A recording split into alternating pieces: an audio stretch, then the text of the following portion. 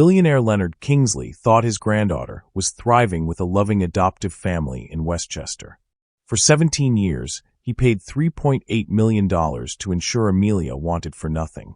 But when a routine audit uncovered her file in the foster care system marked Unclaimed Minor, age 17, Leonard asked one question that would expose a devastating truth. Where's my granddaughter? If you've ever wondered how far some people will go to exploit grief and trust, this story will shake you to your core. This is about sophisticated fraud, stolen childhoods, and a grandfather's desperate race to reclaim the family he thought he'd protected. Before we dive in, pause for just 1 second. Stories like this don't just entertain. They expose truths that are uncomfortable, painful, and real. If you believe children deserve protection, if you believe family should never be a business, and if you believe stolen voices deserve to be heard, like this story, share it with someone who needs to see it. Hit that subscribe button. Turn on notifications because stories like this expose the darkness hiding behind polished facades. Now, let's get into what really happened. Leonard Kingsley sat behind his custom mahogany desk on the 68th floor of Kingsley Tower in Manhattan, staring at a PDF attachment that defied logic. At 70 years old, he had built a pharmaceutical empire worth $4.2 billion, navigated hostile takeovers that would have destroyed lesser men, survived market crashes, and buried both his beloved wife and his brilliant son. He thought nothing could shock him anymore. He was catastrophically wrong. The email from his estate attorney, Richard Banks, had arrived at 9:47 a.m. with the subject line, "Urgent, Foundation Audit Discrepancy." Richard wasn't prone to dramatics. In 23 years of handling Leonard's legal affairs, the man had maintained unshakable professional calm through billion-dollar negotiations and complex estate planning. But this email was different. Its brevity screamed alarm. "Leonard, call me immediately. Do not open the attachment until we speak." Leonard had opened it anyway. The document was a screenshot from the New York State foster care database. There, in sterile bureaucratic formatting, was a file that shouldn't exist. Kingsley, Amelia, female. DOB, March 15, 2008. Status, Unclaimed Minor. Current placement, Riverside Group Home, Bronx, New York. His hands began to shake. Amelia Kingsley. His granddaughter. The child he had paid $3.8 million to place with a carefully vetted adoptive family 17 years ago. The little girl whose quarterly photos showed birthday parties, piano recitals, and family vacations. The teenager whose report cards documented honor roll achievements and college preparation courses. Unclaimed. Leonard grabbed his phone with trembling fingers and called the one person who could make sense of chaos. Hannah Martinez, a private investigator he'd used for sensitive corporate matters. "I need you at my office. Now. It's personal." Hannah arrived 43 minutes later, her leather messenger bag already bulging with preliminary research. She'd worked through lunch tracking digital trails and making calls. Now she sat across from Leonard, her tablet displaying information that rewrote 17 years of his life. "Mr. Kingsley," Hannah said carefully, her dark eyes holding both sympathy and professional detachment. "According to state records, Amelia Kingsley has been in the foster care system since she was 11 months old." She paused, letting the impossibility settle. "She's been moved between 17 different foster homes. Currently, she's at Riverside Group Home in the Bronx." "That's impossible," Leonard whispered, his voice barely audible over the hum of Manhattan traffic far below. "I paid the Riverside Family Foundation $3.8 million. They placed her with Mark and Jennifer Davis in Westchester. I have years of updates, photos, report cards, letters from the family." Hannah turned her tablet toward him. The photograph on the screen punched the air from his lungs. There was Amelia, unmistakably his granddaughter with Christopher's distinctive green eyes and Margaret's delicate features. But this girl bore no resemblance to the smiling child from his leather-bound albums. This Amelia looked exhausted, guarded, her auburn hair pulled back in a practical ponytail, wearing a donated sweatshirt that had seen better days. She looked like someone who had learned not to expect good things. Leonard felt his carefully constructed world crack down the middle. Every quarterly update, every glowing letter from the adoptive parents, every photograph of Amelia at soccer games and family dinners. All of it lies. "I need you to find out what happened to every penny," Leonard said, his voice hardening with the steel that had built his empire. "And I need you to find my granddaughter. Today." Hannah left with her marching orders, promising updates within hours. Alone in his office, Leonard walked to the floor-to-ceiling windows overlooking Manhattan's glittering skyline. His reflection stared back, a 70-year-old man who had built an empire but failed to protect the one thing that mattered most. The memories he'd buried for 17 years came flooding back with brutal clarity. It had been the worst week of Leonard's life. Christopher Kingsley, his brilliant 31-year-old son, had died in a laboratory accident at the research facility where he was developing groundbreaking treatments for autoimmune diseases. One moment Christopher was following in his father's footsteps, poised to revolutionize pharmaceutical medicine.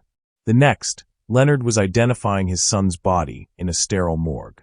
But the tragedy had started 6 months earlier when Christopher's wife, Jessica, died from complications during childbirth. She had hemorrhaged unexpectedly, and despite the best medical care money could buy, they couldn't save her. Baby Amelia had entered the world as her mother left it, a cruel exchange that nearly destroyed Christopher. Christopher had tried. God, he had tried. For 6 months, he threw himself into being both mother and father to Amelia while maintaining his research. But the grief was eating him alive. Leonard had watched his son deteriorate, had urged him to take time off, to seek help. Then came the accident, a moment of exhausted inattention, a chemical reaction gone wrong, and Leonard had lost his son too. At 53 years old, Leonard was drowning. His wife Margaret had died from cancer just 2 years prior. Now his only child was gone. And there was Amelia, a 2-month-old infant with Christopher's eyes and Jessica's delicate features, crying in a hospital nursery with no parents to claim her. Leonard had stood over that bassinet, paralyzed by terror and grief. He ran a global pharmaceutical company with 18,000 employees across 4 continents. He worked 16-hour days, traveled constantly, attended board meetings and investor calls. How could he possibly care for an infant? He was 53, alone, and so hollowed out by loss that some mornings he couldn't remember why he bothered getting out of bed. That's when Victoria Harrison appeared like an answer to a prayer he hadn't known how to voice. She arrived at his penthouse 3 days after Christopher's funeral, recommended by his longtime attorney Douglas Whitmore. Victoria was polished, professional, compassionate. The director of the Riverside Family Foundation, a prestigious private adoption agency that catered to wealthy families in crisis. "Mr. Kingsley," Victoria had said, her voice warm with understanding as she sat in his living room, "I cannot imagine the pain you're experiencing. But I want you to know that ensuring Amelia has a loving, stable family through private adoption isn't abandoning her. It's the most selfless gift you could give her." She had brought leather folders filled with profiles of potential adoptive families. Successful professionals, doctors, lawyers, educators, people with time, resources, and desperate desire to raise a child. Victoria painted pictures of stability, of 2-parent homes with siblings, of opportunities Leonard couldn't provide alone. Many grandparents in your position try to juggle corporate responsibilities with child-rearing, Victoria had explained gently. And ultimately, it's the child who suffers. Amelia deserves parents who can be fully present, who can give her their complete attention during these crucial early years. Then came the financial discussion. Victoria had been frank about costs. "The adoption fee covers our extensive vetting process, but your granddaughter deserves more than just placement. I recommend a comprehensive care package. $3.8 million would cover all legal fees, establish a medical trust, create an education fund, and provide housing allowances for the adoptive family until Amelia turns 18. It ensures she'll have every advantage." Leonard had barely hesitated. What was $3.8 million compared to Amelia's future? He wrote the check that afternoon, signed the papers Douglas Whitmore prepared, and told himself he was doing the right thing.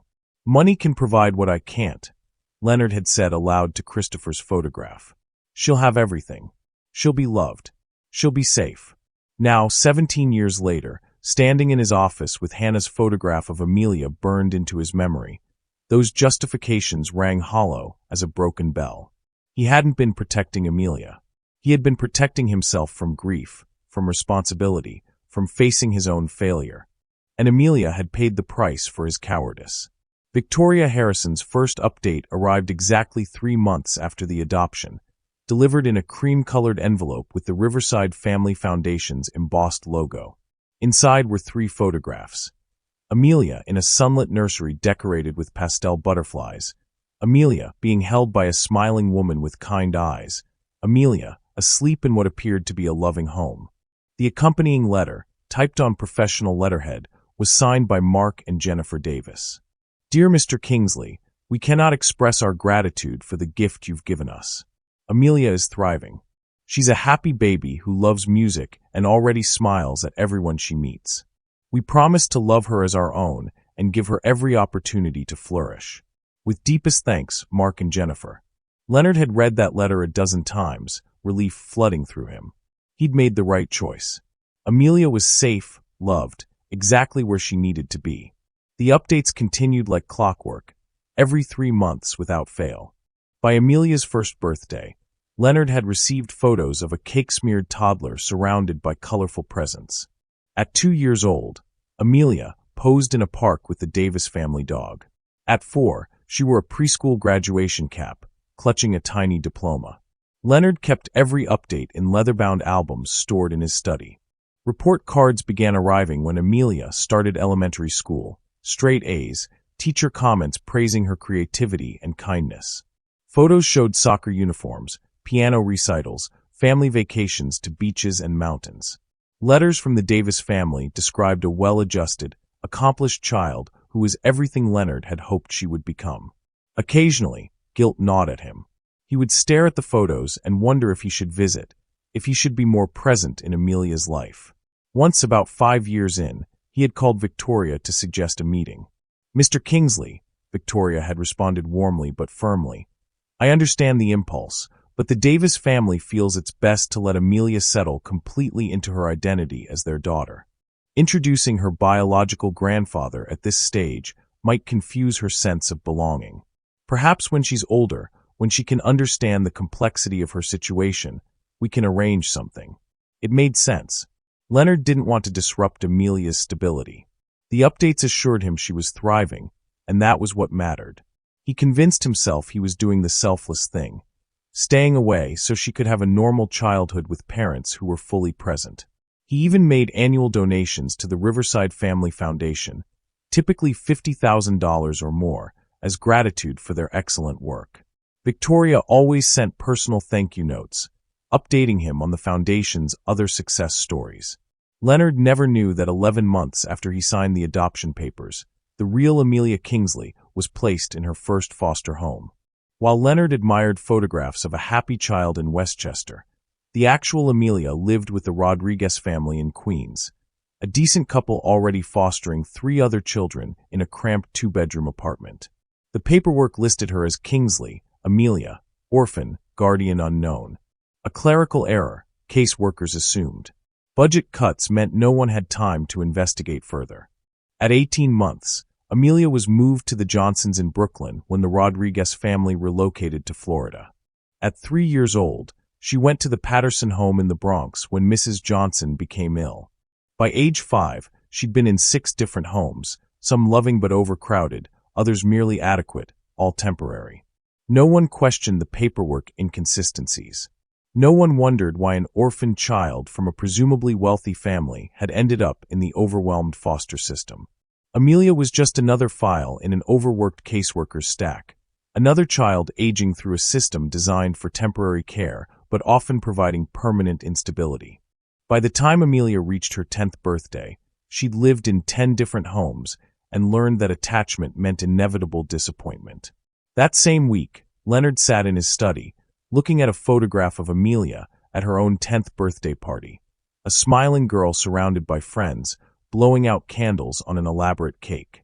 He smiled, believing his granddaughter was exactly where she belonged, never suspecting the real Amelia was packing her few belongings into a garbage bag, preparing to move to foster home number 11. Hannah Martinez didn't sleep for 3 days.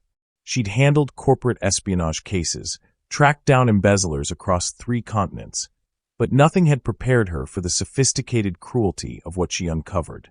The money trail told the story. Leonard's $3.8 million had been deposited into an account registered to the Riverside Family Foundation. From there, the transfers became surgical in their deception.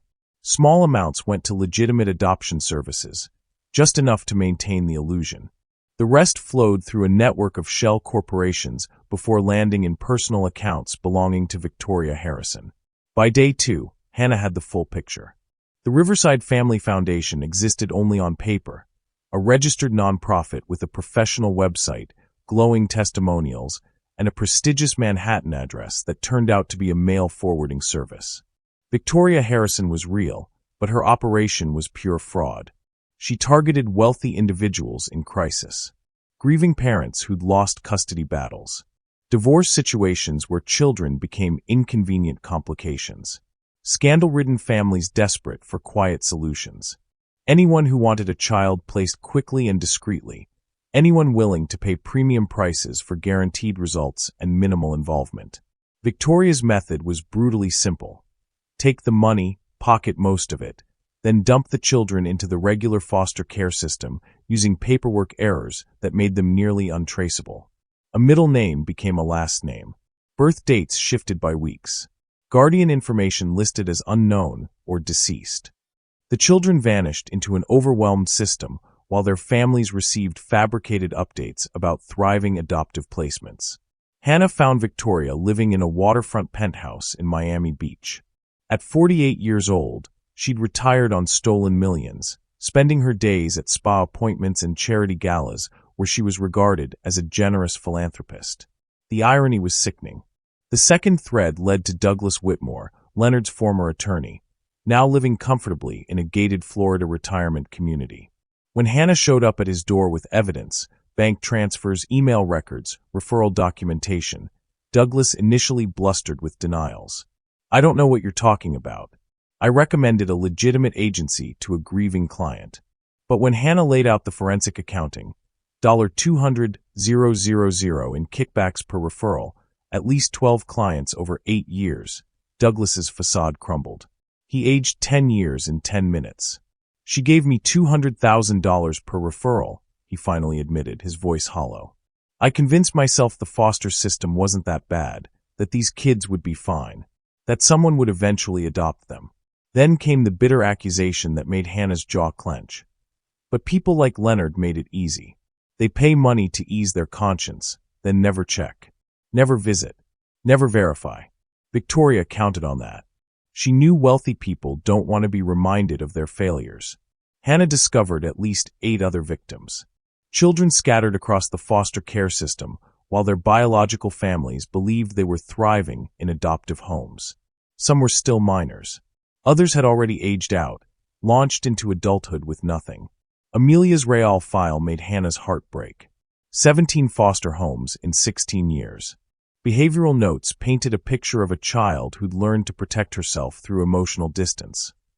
Withdrawn, difficulty forming attachments, trust issues, academic struggles despite apparent intelligence, keeps to herself, current placement, Riverside Group Home in the Bronx, a facility for teenagers aging out of the system, kids counting days until 18 when they'd be released with minimal support into an indifferent world. Hannah sat in her car outside the group home, watching teenagers come and go, wondering which one was Amelia. She'd promised Leonard answers within days, and she'd delivered, but the answers were worse than either of them had imagined. She called Leonard from the parking lot. "I found her. She's at a group home in the Bronx." Hannah paused, choosing her words carefully. "Mr. Kingsley, you need to prepare yourself. According to her caseworker, Amelia has no idea you exist. She thinks she's alone in the world. She thinks nobody ever wanted her." The silence on the other end of the line lasted so long Hannah thought the connection had dropped. Then she heard Leonard's voice, broken but determined. "Give me the address. I'm coming now." The drive to the Bronx took 45 minutes through Friday afternoon traffic, but to Leonard it felt like crossing into another lifetime. Hannah had texted the address, and his driver navigated through neighborhoods that grew progressively more worn, more forgotten. Leonard watched expensive Manhattan towers give way to modest buildings showing decades of deferred maintenance. Riverside Group Home occupied a converted brownstone on a tree-lined street where the trees looked as tired as the buildings. The sign outside was professional but faded. Riverside Group Home, supporting youth in transition. 23 teenagers lived here, Hannah had told him. Kids aging toward 18 when the state would consider them independent adults, ready or not.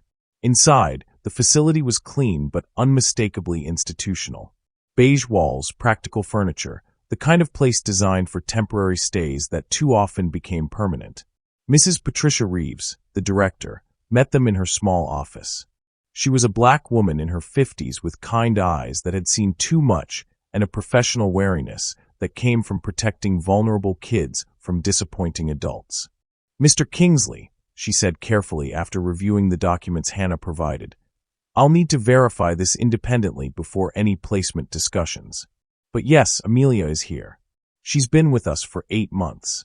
I just want to see her," Leonard said. "Please. I just need to see my granddaughter." Mrs. Reeves studied him for a long moment, then nodded. "She's in the common room. But Mr. Kingsley, you need to understand, Amelia has been in 17 foster homes. She's learned not to trust promises. Whatever you say to her, you'd better mean it." The common room held a worn sofa, mismatched chairs, and a table where several teenagers worked on homework. And there, helping a younger girl with algebra, was Amelia.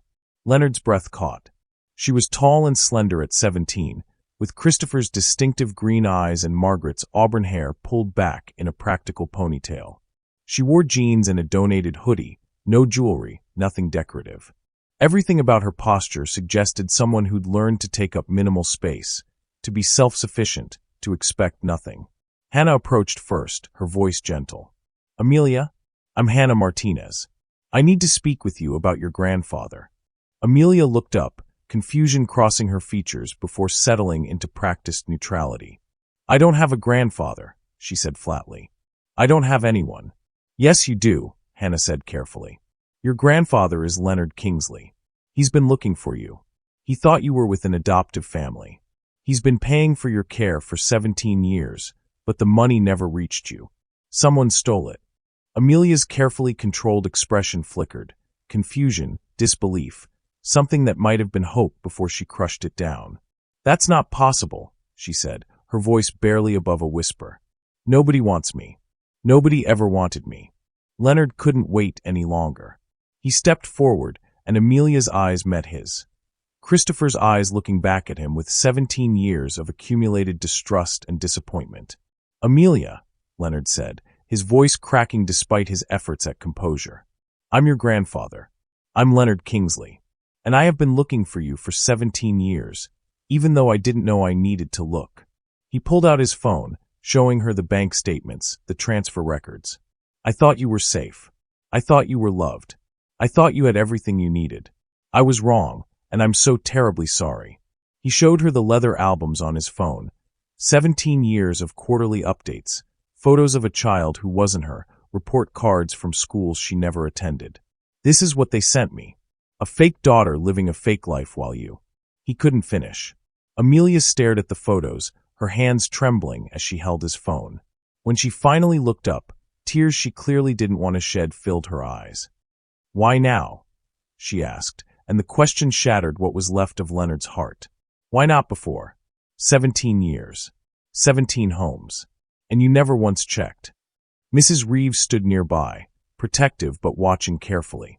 She'd seen too many kids get their hopes destroyed by adults making promises they wouldn't keep. Leonard had no good answer. "Because I was a coward. Because grief made me weak. Because I failed you in every way that mattered." He met her eyes. "But I'm here now. And if you'll let me, I want to spend every day for the rest of my life making this right." Amelia looked at this wealthy stranger in his expensive suit, at the 17 years of lies spread across his phone screen, at Mrs. Reeves who gave her a subtle nod that said it's your choice. Finally she spoke, her voice guarded but not completely closed. "I'll listen, but that's all I'm promising." Over the next 4 days, Leonard, Hannah, and his attorney Richard Banks met with Amelia in Mrs. Reeves's office. The sessions were awkward, painful, necessary. Amelia sat with her arms crossed, walls firmly constructed, but she kept showing up. That alone felt like grace Leonard didn't deserve. Slowly, she shared her story. 17 foster homes in 16 years. The Rodriguez family had been kind but overwhelmed with 4 foster children in a small apartment. The Johnsons were decent until Mrs. Johnson got sick and couldn't manage anymore. The Pattersons were neglectful. Amelia learned to be invisible there, to take up no space, to need nothing. By the time I was 5, I was considered too old, Amelia said, her voice matter-of-fact in a way that broke Leonard's heart. Families want babies, toddlers. A 5-year-old with trust issues? Nobody wanted that. She'd taught herself to read at the public library, studying by flashlight under blankets in whatever bed was temporarily hers. She dreamed of college the way other kids dreamed of Disney World. Beautiful, impossible, not meant for people like her. At 17, I'm just counting days, she said. 3 months until I'm 18 and age out. Then I figure out how to survive on my own, like everyone else does. Leonard showed her everything. The leather-bound albums containing 17 years of fabricated updates. Photos of birthday parties she never attended, soccer games she never played, piano recitals she never performed. A smiling girl who wasn't her living a life that was meant to be hers. Amelia's controlled facade finally cracked when she saw a photo labeled Amelia's 10th birthday, Disney World. Her hands shook as she held the album. You thought I had all that. Her voice broke. While I was moving to my 11th foster home with everything I owned in a garbage bag. The weight of her stolen childhood settled between them like a physical presence. Leonard wanted to look away from the devastation in her eyes, but forced himself to witness what his failure had cost. Hannah presented her investigation findings with clinical precision. Victoria Harrison's waterfront penthouse in Miami, purchased with stolen money.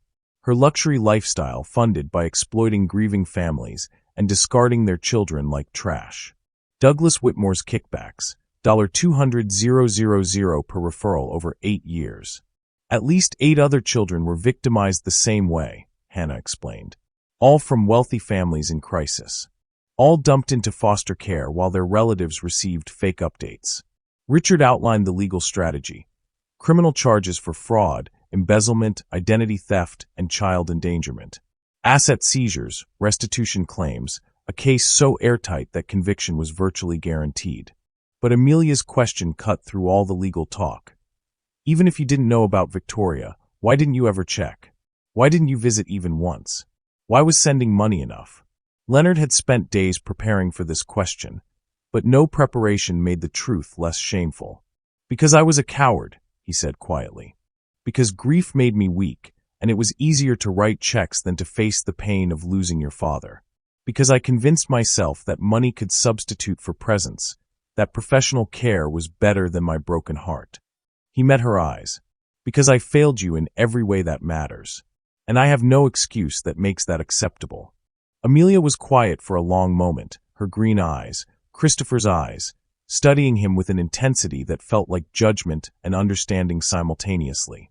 When she finally spoke, her words were devastating in their honesty. I needed a grandfather, not a check. But I got neither. The truth of it hung in the air. Leonard had sent millions of dollars that never reached her. He'd never visited, never called, never verified. He'd failed her twice, once by not being present, and once by not even ensuring the money he sent was actually protecting her. You're right, Leonard said, his voice raw. You deserved both. You deserved everything. And I'm going to spend whatever time I have left proving that I understand that now. Amelia looked at him for a long moment, then nodded slowly. Not forgiveness. Not trust. Just acknowledgement that he'd finally told the truth. Victoria Harrison was arrested on a Tuesday morning at her waterfront penthouse in Miami Beach. Federal agents found her on her terrace, sipping mimosas and reviewing spa appointments. According to the arresting officer's report, she showed no remorse, only fury at being caught. This is ridiculous, she'd said as they handcuffed her. Those people wanted to be rid of their problems. I provided a service. Douglas Whitmore, facing his own criminal charges, turned state's evidence within 48 hours. In exchange for a reduced sentence, he provided emails, financial records, and testimony detailing the entire scheme.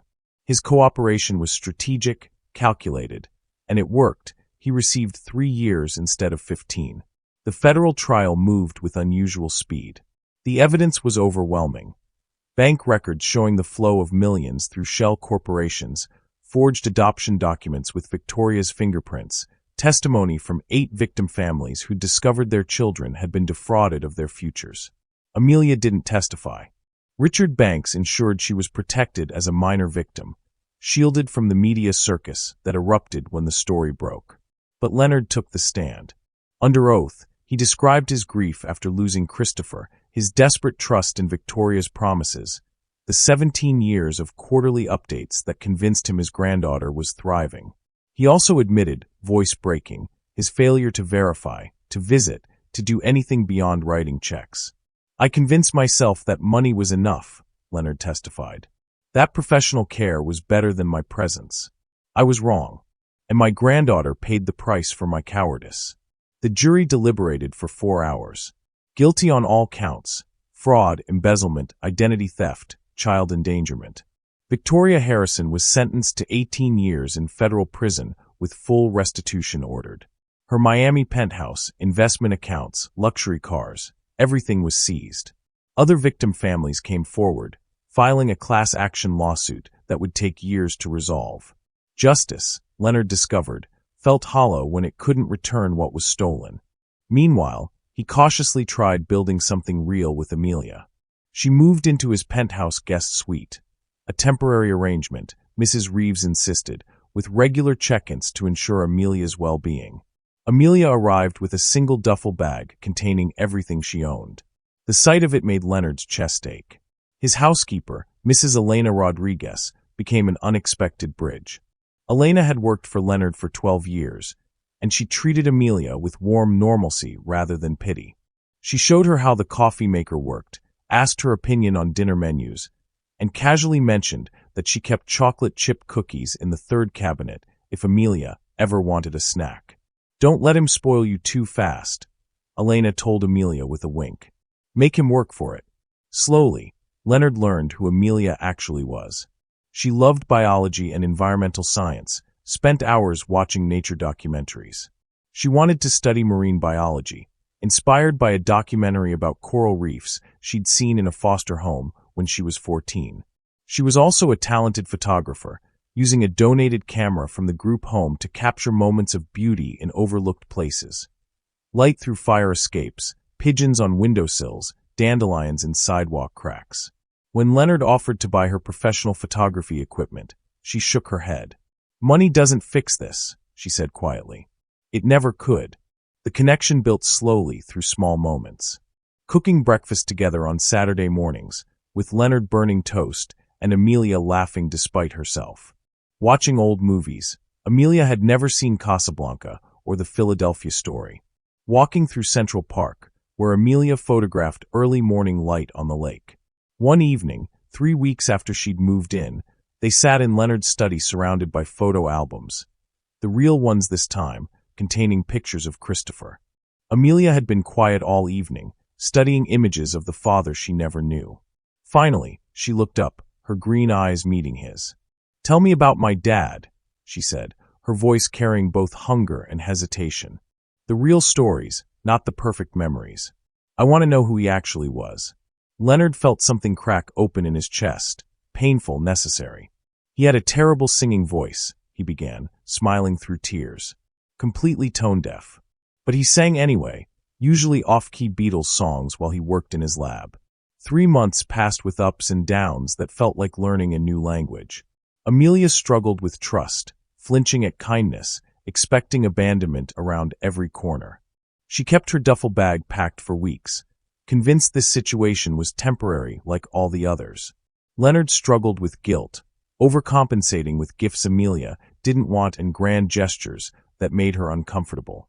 He wanted to fix 17 years of damage immediately, and kept learning that healing didn't work on billionaire timelines. Therapy helped. Dr. Sarah Okonkwo, a trauma specialist, worked with them individually and together. She taught Leonard that presence mattered more than presence, that consistency was more valuable than extravagance. She helped Amelia understand that accepting help wasn't weakness, that family could be a verb, not just a noun. The real breakthroughs came through stories. Leonard shared memories of Christopher, his insatiable curiosity, his kindness to research assistants, his terrible singing voice that made everyone laugh. Christopher's love of terrible puns that made people groan. His habit of talking to his lab equipment as if it could hear him. Leonard showed Amelia videos from Christopher's childhood, photos from college, his research journals filled with meticulous notes and occasional doodles. Amelia studied them with the intensity of someone trying to know a person through artifacts. He drew the molecular structures with little faces, she said, surprised laughter in her voice. Like they were characters in a story. You do that too, Leonard said gently. I've seen your biology notebooks. Amelia looked up, startled to be seen, to be known. They visited Christopher and Jessica's graves together on a cold March morning, Amelia's first time. She placed flowers on parents she'd never met, and Leonard watched his granddaughter grieve what she'd been denied. They would have loved you so much, Leonard said quietly. I wish I could have known them, Amelia whispered back. In April, Amelia graduated high school through an accelerated program, wearing a cap and gown that Leonard insisted on buying despite her protests. She applied to Columbia, Cornell, and University of Miami. She was accepted everywhere with full scholarships. Her story had made national news, and universities competed to support her. She chose Columbia. I've moved enough, she told Leonard. I'd like to stay close, if that's okay. Leonard had to turn away to hide his tears. The conversation about the recovered funds happened one evening over Chinese takeout, their Thursday night tradition. Victoria's seized assets, combined with the class action settlement, totaled over $12 million. What should we do with it? Leonard asked. Amelia was quiet for a long moment. There are other kids aging out with nothing, she finally said. Kids like me who thought nobody cared. We should help them. Together, they established the Christopher and Jessica Kingsley Foundation. Its mission, supporting foster youth transitioning to independence. College scholarships, apartment assistance, job training, mentorship programs, and therapy access. Everything Amelia had been denied. Mrs. Reeves from Riverside Group Home joined the first board meeting. So did 3 young adults who'd aged out of foster care and were now thriving professionals. And Amelia, at 18, served as youth advisory chair. When Amelia spoke about her experience, the 17 homes, the isolation, the belief that she was unwanted, her voice was steady. Not a victim recounting trauma, but an advocate channeling pain into purpose. Leonard watched his granddaughter transform suffering into service and recognized something profound. This was exactly who Christopher would have been, taking tragedy and creating hope, using privilege and platform to lift others. After the meeting, as they walked back to Leonard's car through Manhattan's evening rush, Amelia slipped her hand into his. That went well, I think, she said. You were incredible, Leonard replied. Amelia smiled, a real smile that reached her eyes. Thanks, Grandpa. The word hung in the air between them, casual and monumental. The first time she'd said it naturally, without thinking, without walls. Leonard squeezed her hand gently, unable to speak past the lump in his throat. Some families are born, others are found, and some are rebuilt, one careful moment at a time. 1 year later, Amelia thrived at Columbia University, studying marine biology with the same intensity Christopher had once brought to medical research. Leonard had stepped back from daily operations at his pharmaceutical company, appointing a new CEO so he could focus on foundation work that actually mattered. The Christopher and Jessica Kingsley Foundation helped 127 foster youth in its first year. College scholarships, apartment deposits, job training programs, and therapy access. Everything designed to catch young people aging out of the system before they fell through society's cracks. Amelia volunteered as a peer mentor, and her story inspired others to believe that survival was possible, that unclaimed didn't define destiny. Leonard attended Amelia's 19th birthday party, the first birthday they celebrated together. The penthouse was filled with her Columbia friends, Mrs. Rodriguez, who'd baked a tres leches cake, Mrs. Reeves from Riverside, and foundation staff who'd become family. It was loud, chaotic, perfect. When Amelia stood to make a toast, the room quieted. I spent 17 years thinking I was unclaimed, unwanted, she said, her voice steady. But I was wanted all along. Someone just stole that from both of us. She looked directly at Leonard. You failed me by not checking. But you found me. And you didn't run when you saw what your failure had cost. That counts for something. Leonard's eyes filled with tears he no longer tried to hide. I can't give you back 17 years, he said. But I can give you every day forward. And I can make sure other kids don't disappear the way you did. They visited Christopher and Jessica's graves the next morning, a new tradition on significant days. Amelia placed fresh flowers and told her parents about her oceanography class, her research project on coral reef restoration, the friends she'd made. She's everything you would have wanted, son, Leonard added quietly. Strong, brilliant, compassionate. She survived what would have broken others, and she's using that strength to help people who need it most.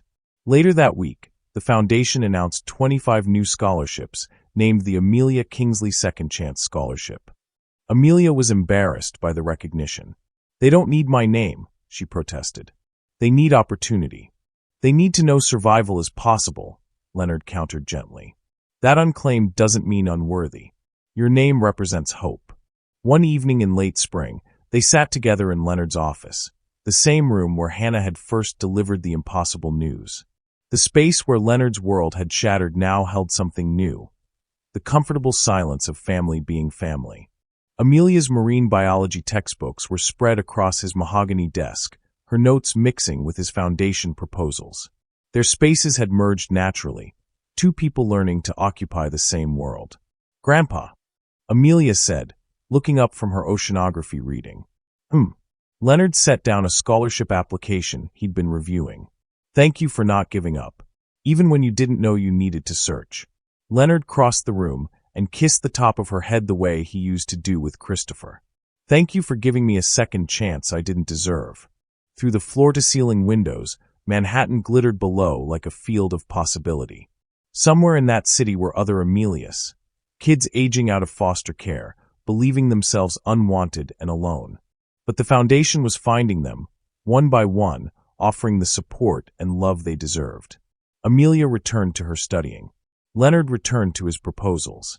The city hummed with evening life 70 floors below. Some families are born, others are found, and some are found twice, broken by lies and time and grief, then healed together through truth, presence, and the daily choice to show up for each other. That Leonard had finally learned was what family actually meant. Not the money you sent or the promises you made, but the moments you stayed, the work you did, the love you proved through action rather than intention. And it was enough. After 17 years of absence and a year of presence, it was finally, impossibly enough. The end. Some stories don't end when the screen fades to black. They stay with us. They ask us questions. They remind us of what truly matters. Before you go, if Amelia and Leonard's journey moved you, take a moment to like this story. It helps these truths reach people who need them most. Subscribe to this channel, Nell's Haven, for more stories about justice, redemption, and the families we fight to protect. And share this video with someone who believes that love is proven, not promised. We'd love to hear from you in the comments. What would you have done if you were Leonard? And when you're ready, the next story is waiting for you on your screen. Another powerful reminder that even what's been lost for years can still be found. Stay hopeful. Stay kind. Keep watching. See you in the next story.